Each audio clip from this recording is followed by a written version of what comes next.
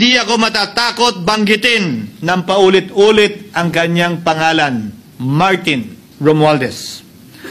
Inintriga ni Martin Romualdez ang dating liderato ng Senado dahil sa pagkakaupo at pagdinig ni Senator Marcoleta sa Blue Ribbon Committee dahil marahil sa pananaw niya ay hindi siya safe kay Marcoleta.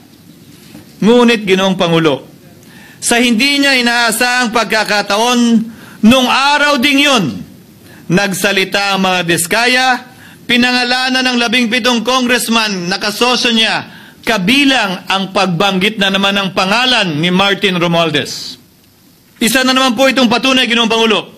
Kapag ka nagturo ka ng daliri sa iba, may 3 daliring nakaturo pabalik sa iyo.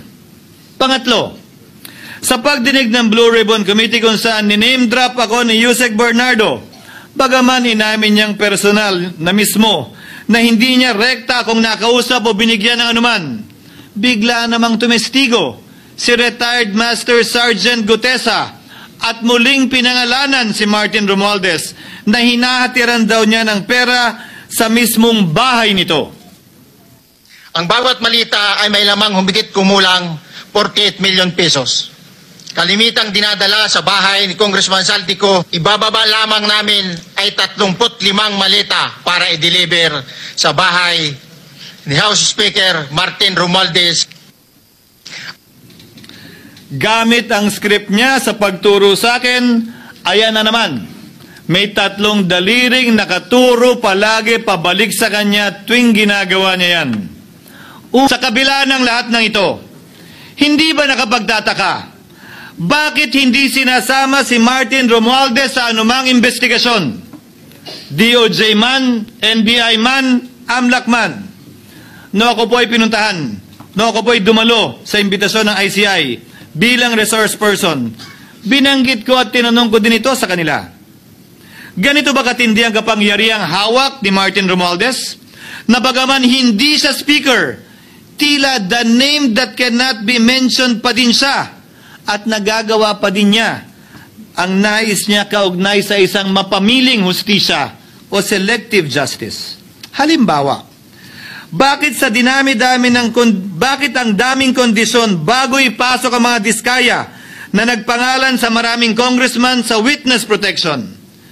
Pero pag si Alcantara, Hernandez at Bernardo, walang ganong kaparehong kondisyon. Bakit hiniling agad ang freeze order di umano para sa asset ng mga name drop na senador? Pero maliban kay Congressman Zaldico na mukhang nilalaglag na nila, ni isang congressman walang request para sa freeze order. Pagdating naman kay Martin Romualdez na dineliveran ng bilyong piso sa bahay mismo niya, ang sabi ay, quote, "We will work on it lang." Bakit interesado ang lahat sa 6 na senador na idadawit di umano ni Bryce Hernandez na handang-handa tayong alamin sana kung sino-sino sila para mapagpiestahan natin sila? Pero nung sinabi ni Bryce na hindi pala senador, kung hindi kongresista lamang ang papangalanan niya, aba, biglang naglaho ng parang bula ang atensyon. Parang wala na nagtanong. Parang wala nang interes para alamin, sino-sino nga ba yung mga yan? Nagkataon lang ba, Ginoong Pangulo, na ang mga nakaupong senador na dinidiinan sa ngayon ay ang dating Pangulo, dating pro tem, dating punong mayoriya ng Senado, na lahat nagkataon din lang ba na bumoto kontra sa depektibong impeachment ni Vice President Duterte o talagang tinumbok lang kami? In other words, Mr. President, are we truly for transparency and accountability, or are we merely offering a politically convenient sacrificial lamb in an attempt to appease the rage of the people? What is painful, Mr. President, is that along the way, reputations have been disparaged and tarnished.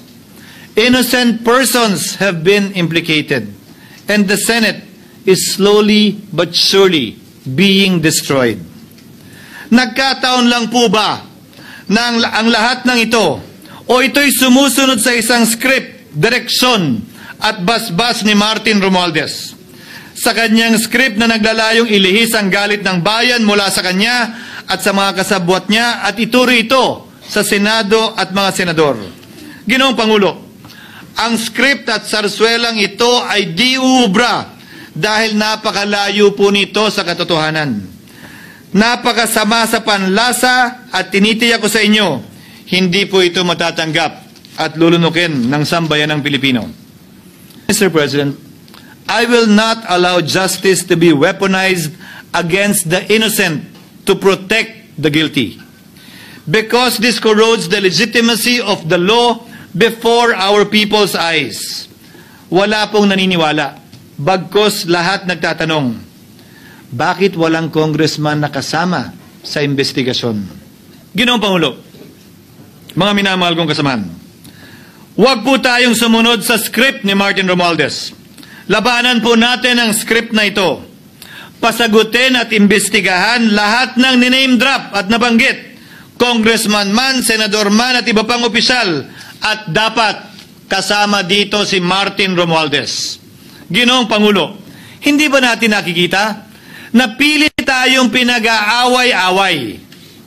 Mayaman, mamamayan laban sa lingkod bayan, lokal laban sa nasyonal na opisyal, congressman laban sa kapwa congressman, at ngayon, senador laban sa kapwa senador, pamilya laban sa pamilya, Pilipino laban sa kapwa Pilipino. Ginoong Pangulo, tandaan po natin, mas madaling manipulahin at ang nag-aaway at nagkakawatak-watak na bansa. At ito ang eksaktong gusto nilang mangyari. Ito, sa aking paniniwala, ay bahagi pa din ng script at sarswela na nais palaganapin ni Martin Romualdez upang lituhin, guluhin, linlangin at sirain ang ating lipunan at bansa para lamang huwag siyang mabisto.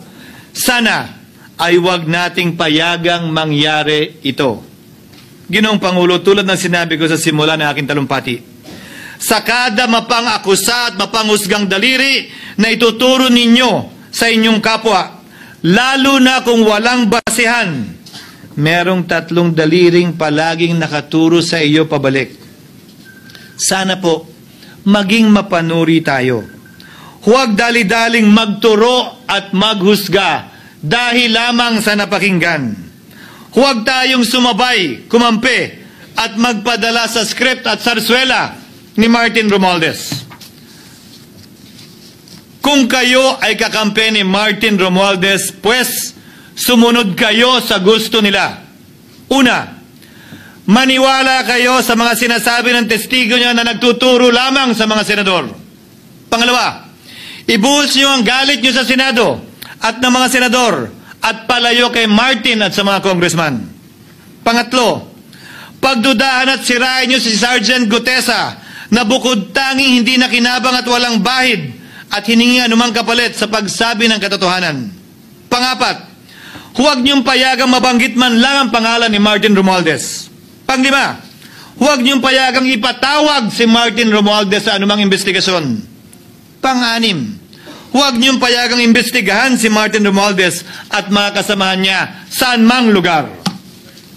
Ako, Ginoong Pangulo, hindi ako kakampi ni Martin Romualdez. Kaya lalabanan ko siya at lahat ng panglilinlang niya.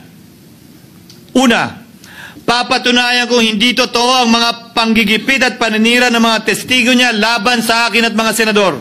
Pangalawa, tututulan ko ang paglilihis at diversyon na ginagawa niya palayo sa kanya at sa Kamara. Pangatlo, hindi ko papayagang sirain ang mga senador pag away-awayin tayo at sirain ang institusyon ng Senado. Pangapat, pinaniniwalaan ko at saludo ako kay Sergeant Gutesa at iba pang katulad niya sa paglabas ng katotohanan. Panglima, hindi ako matatakot banggitin ng paulit-ulit ang kanyang pangalan, Martin Romualdez. At ipaglalaban kong ipatawag at imbestigahan si Martin Romualdez at lahat ng kanyang mga kasangkot at kasama.